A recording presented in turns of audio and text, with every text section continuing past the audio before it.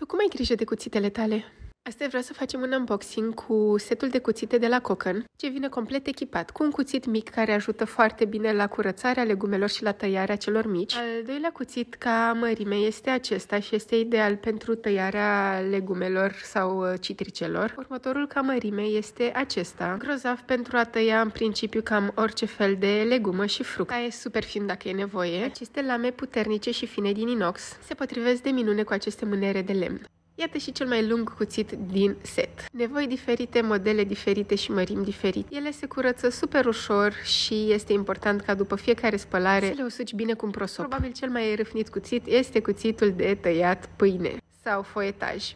Taie super bine pâinea fără niciun fel de problemă. Îl adori efectiv și ultima piesă este această farfec ce are rol și de desfăcător. Îmi place să tai verdețurile, însă desigur merge super bine și pentru a da formă pâinii, adică pentru a o decupa. Și aceasta se spală super ușor, toate merg și la mașina de spălat vas și pentru a le depozita folosești acest suport care este transparent și te ajută să vezi exact lama cuțitului. Ce mai este mișto la acest set este că ai un loc unde poți ascuți cuțitele. Ce părere ai de acest set de la Cocan? Elegant, așa-i? Pe curând!